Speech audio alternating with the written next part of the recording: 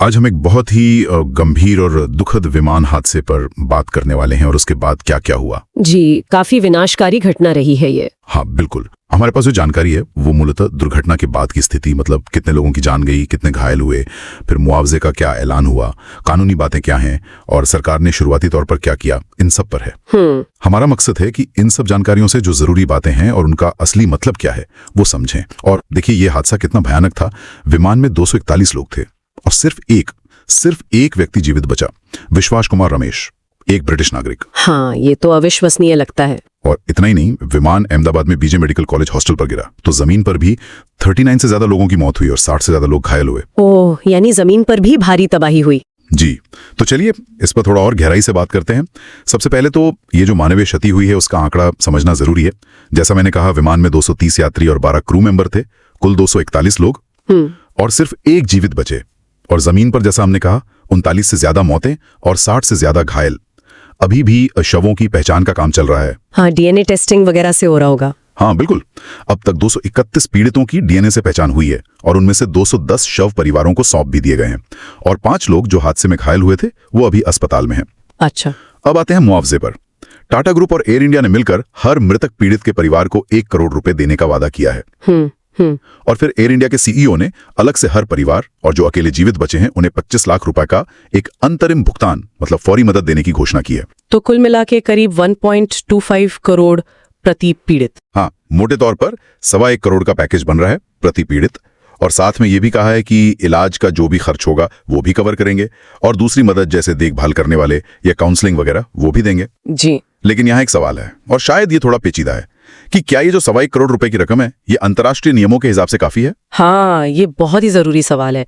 देखिए, जब अंतर्राष्ट्रीय हवाई सफर की बात आती है तो मॉन्ट्रियल कन्वेंशन 1999 लागू होता है। अच्छा। और ये कन्वेंशन, मतलब ये समझौता, यात्रियों के अधिकारों के लिए एक तरह का स्टैंडर्ड सेट करता है। इसके हिसाब से हर पीड़ित के जो सबसे करीबी रिश्तेदार हैं उन्हें बिना ये देखे कि गलती किसकी थी, कम से कम 1,51,880 SDR मिलने का हक है। SDR ये क्या होता है? SDR मतलब स्पेशल ड्राइंग राइट्स। ये IMF की एक तरह की करेंसी यूनिट है। अगर इसे आज के हिसाब से रुपए में बदलें तो ये करीब 1.82 करोड़ बनता है। ओह, तो मतलब जो 1.25 करोड़ रुपए घोषित हुआ है वो इस न्यूनतम सीमा से भी कम है। जी बिल्कुल, वो न्यूनतम है जो बिना गलती साबित हुए मिलना ही चाहिए। और यहाँ एक और जरूरी बात है, यूके के जो एक्सपर्ट्स हैं उनका कहना है कि अगर जांच में ये साबित हो जाता है कि एयर इंडिया या फिर विमान बनाने वाली कंपनी यानी बोइंग, इनकी तरफ से कोई लापरवाही हुई थी तो फिर ये देनदारी 125 करोड़ रुपए से कहीं ज्यादा, हो सकता है असीमित भी हो जाए। असीमित? बाप रे। हाँ, इसीलिए परिवारों को यही सलाह दी जा रही है कि वो कोई भी शुरुआती सेटलमेंट ऑफर लेने से पहले कानूनी सलाह जरूर लें। ये तो बहुत महत्वपूर्ण जानकारी है। अच्छा, मुआवजे के अलावा क्या सरकारी लेवल पर भी कुछ एक्शन हुआ है? हाँ, जैसे ही हादसा हुआ तो भारत की जो एविएशन सेफ्टी रेगुलेटर है, DGCA यानी directorate general of civil aviation, हाँ सुना है, उन्होंने फौरन आदेश दिया कि भारत में जितने भी बोइंग 787 विमान हैं उन सब की सेफ्टी जांच की जाए। ये एक तरह की स्टैंडर्ड प्रक्रिया है ताकि पता चल सके कि कहीं कोई सिस्टम में ही तो गड़बड़ी नहीं है। ठीक है, ये जरूरी कदम है। और जांच का क्या स्टेटस है, मतलब हादसे की वजह वगैरह पता लगाने के लिए?